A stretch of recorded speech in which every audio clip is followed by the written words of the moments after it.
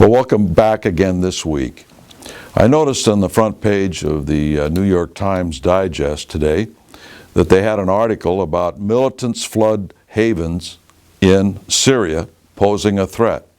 In other words, a lot of militant Islamists, rebels, are flooding into Syria to fight to free Syria from Assad. It's sort of a catch-22. You support Assad, who's a Russian stooge, or you support the militant Islamists who are coming in, who in reality are Russian stooges as well. Trying to get that point across to people is very difficult. It has placed the United States government into a very precarious position. We think it is a position that they relish, frankly. You can't have that amount of stupidity consistently over a period of time of helping establish militant Islamists in country after country after country with the policies of the United States government and the policies of certain rhino Republicans getting into the mix as well.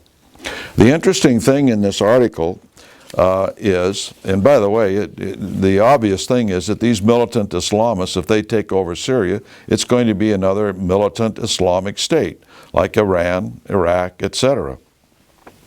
It says the fighters are coming in from around the world, from Chechnya, Egypt, and the West, as well as al-Qaeda in Iraq. American intelligence officials said this week that al-Zawahiri, the leader of al-Qaeda in Pakistan, has regular communications with the jihadist Nusra Front in Syria.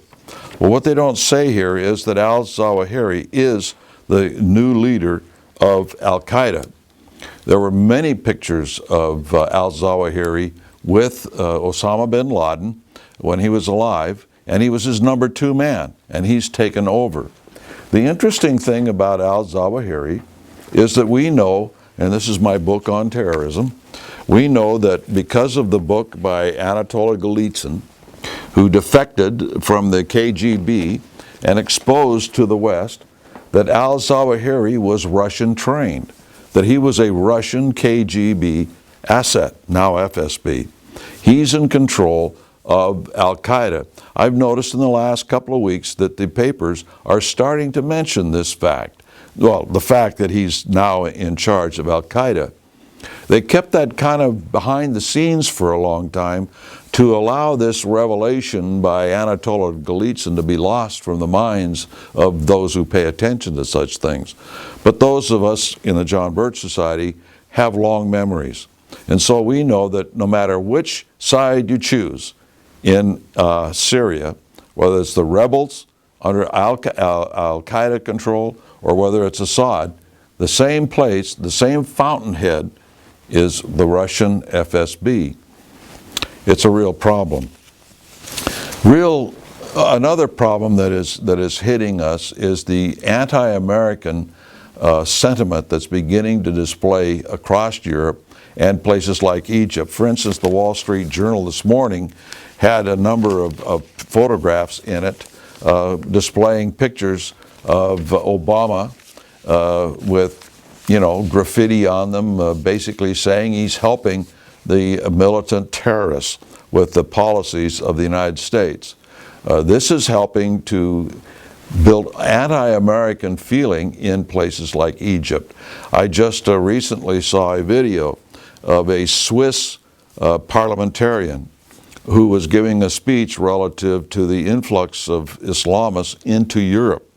And in his speech, he mentioned the fact that the United States and NATO were the ones who established the first Islamic state in Europe, and went into other things that were going on. And these people are not happy about American foreign policy, saying one thing, but the results being something quite different. We're fighting Islamist terrorists, but we're establishing militant Islamic states that are helping Islamist terrorists.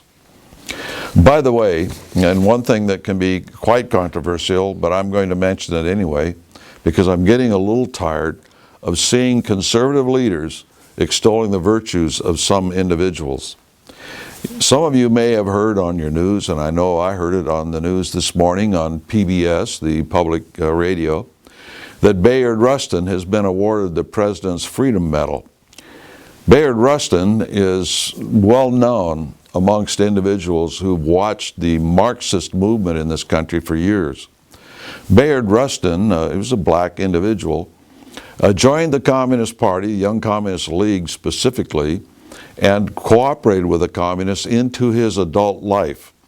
Then he became a socialist, ultimately becoming the leader of the Socialist Party in the United States. Along the road, he got arrested in the streets of Anaheim, California, with 2 other men because of a homosexual act, and served 60 days in jail as a result of it. And of course, I've read articles about this under the current agitation that's going on right now relative to the gay movement, that they had these terrible laws against homosexual acts in California. Well, in broad daylight, in the back seat of a car parked on the street of Anaheim, I don't care what kind of an act it was, it shouldn't have been done. He was arrested and put in jail for it for 60 days.